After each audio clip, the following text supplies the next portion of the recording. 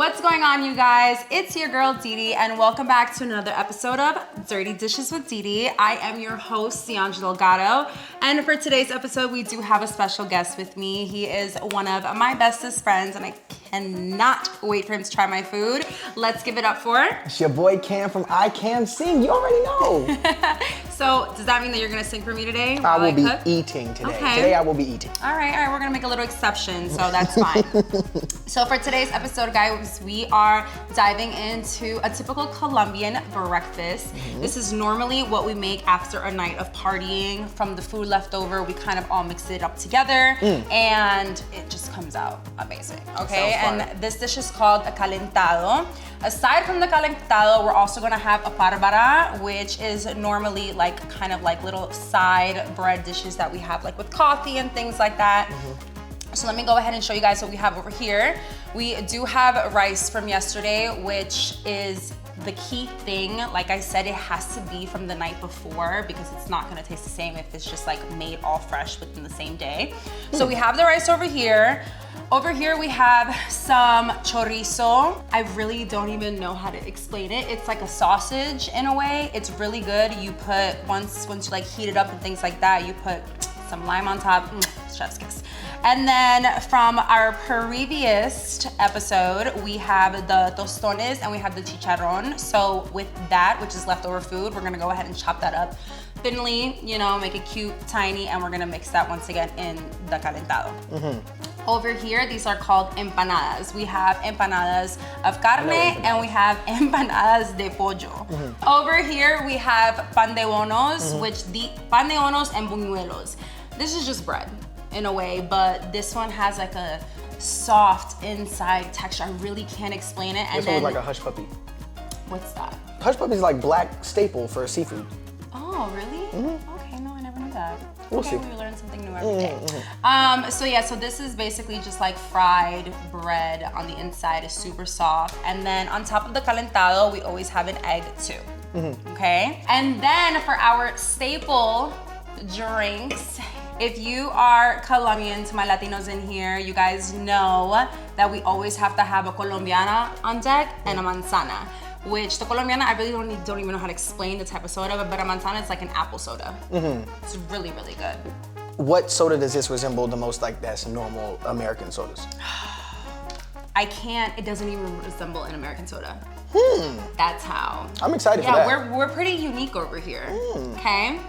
I'm not mad at you. So, what we're gonna do next is we're just gonna go ahead and chop up the tostones. I'm gonna have Cam do that, and I'm gonna go ahead and ask him some dirty questions while he's doing that for me.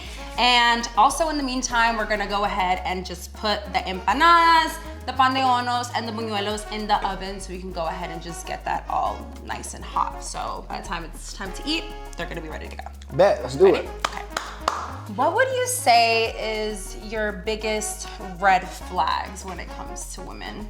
That's a tough ass question because I don't want to get canceled. Is really why it's a tough ass question. Listen, on Dirty Didi over here, we are giving a raw, unfiltered, and real. So if you're not coming with that energy. No, I got you. Okay. I got you. Okay, I think one of my big red flags is when a woman doesn't believe in herself. She always has to second guess something. Oh, does this look good? Does this look great? What do you think about this? And I hate that because I do that on a day-to-day basis, but I just feel like it sets you up for failure as the guy. So you like more of a confident woman. Exactly. In all aspects. Okay. That's number one. True. I would definitely say that is same thing, vice versa for a man. 100%. I think for me, one of my major red flags, for me, I'm gonna start off with social media. When I do look at a male's following, and if I look at your following one day and I already see kind of who you follow because my FBI agent girlies have definitely taught me that trick. I never knew that trick until I moved over here, so let's just say that. But when I look at the following and I see that the guy is following multiple girls every single day, I'm just like, I feel like you're thirsty and I feel like you're just trying to get attention. Okay, how these look, by the way? Perfect. Okay, talk to me. Lean, not great. Damn. Okay, what's another red flag you would say? If a person doesn't have goals, like ambition, even if they're not like reaching those goals right now, they just have a plan for the future. I think if you don't have that, that's a huge red flag, because it's like, what are you doing every day? Yeah, that's true. I would agree with that, honestly. I feel like when I date men, I hate asking the question, what do you do off rip? Because at the end of the day, not that it matters, you know, I have encountered men that off rip, you know, they'll say hi to me and they'll be like, okay, so what do you do? Why do you care what I do? Why don't you just worry about maybe getting to know me first and then asking, okay, so you know, like, what's your job or like, what's your career and things like that, but not mainly focusing on that. But I do agree with that when men do not have ambition or goals or any of that, or they're just going to the gym and then just going home and playing video games or probably whatever they're doing and doing absolutely nothing. I don't see a future with you because like I said it before, we're not getting any younger. So at the end of the day, the man that I'm looking for, I need to make sure that he's gonna be an amazing provider, not only to me, but to our future children. And yeah, I'm not just gonna be dating somebody that's just gonna be sitting at home and not wanting to get better with themselves. Man, this ain't even dirty talks with Didi. This is advice for life with Didi.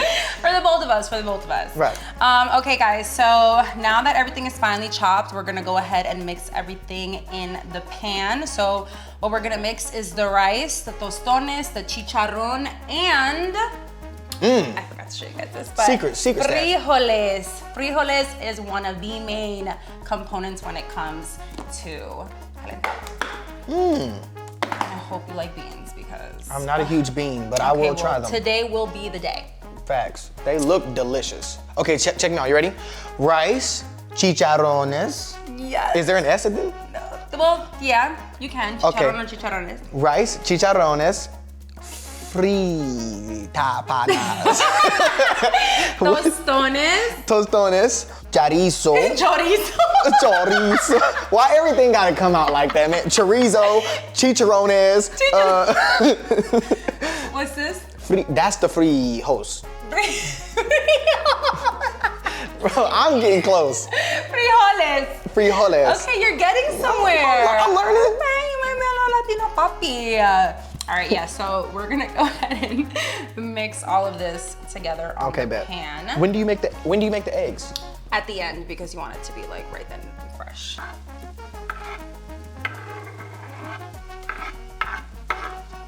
All right, guys, so we're just gonna go ahead and mix everything together, make the calentado look nice and pretty, and once everything's done, we're gonna go ahead and be back and do a little taste testing. Okay, guys, so we are back. This is, first of all, what do you think about the presentation? I think it looks delicious. I had one job, guys. It was the egg. I didn't do my very best egg, so everything else looks fucking, you killed everything else though. But it's okay though. We also, as you guys can see, let me go ahead and move this over. So over here is the calentado. That's basically kind of what it looks like. According to Cam, it kind of looks like jambalaya.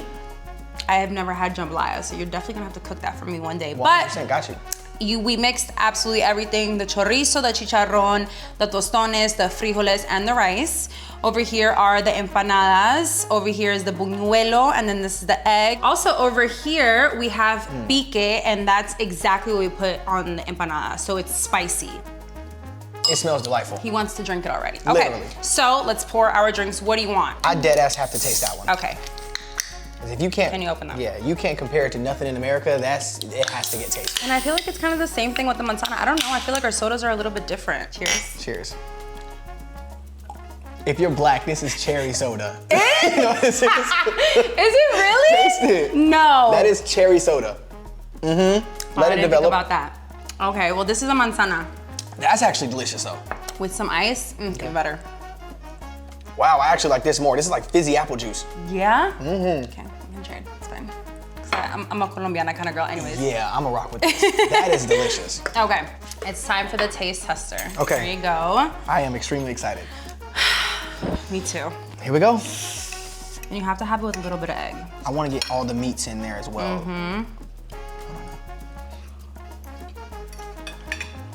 Yo, that's different. Yo, that's different. It's good, right? Fire. What would you rate it out of a 10? 10. Oh, Especially okay, if I'm hungover. 20. So good. It's like jambalaya with more Spanish. I think it's the beans. The beans is definitely what makes the dish. Because aside from the meat, I mean, it's just the meat, you know? I still haven't had any chorizo yet, and that was looking kind of different to me. So I got. You doing? There Okay. it is. There it is. Fire! Fire! What? Good, I'm glad you like it. Now we're gonna try the empanadas. Go. I like to break mine in half. So this is what the carne one looks like. Yeah, this is the carne one. And then we just pour that on top. I drench mine, to be honest. I think that one's carne too. Okay. And carne is beef, correct? Okay.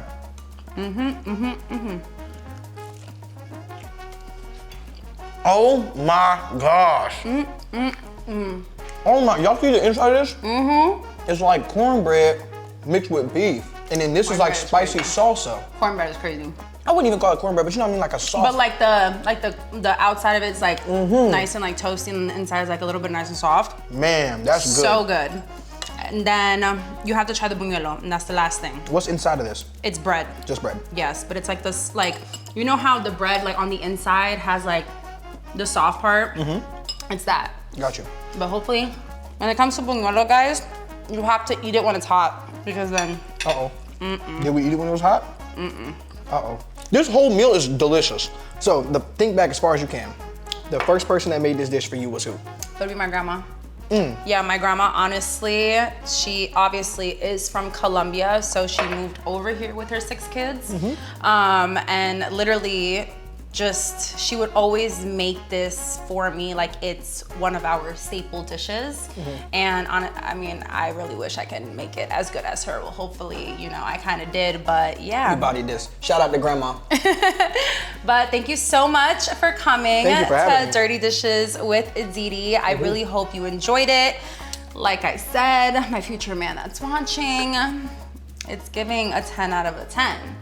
That's what it's giving. It's giving that. It's giving wifey material. Thank you guys for coming, and I'll see you guys in the next video. Bye. Peace.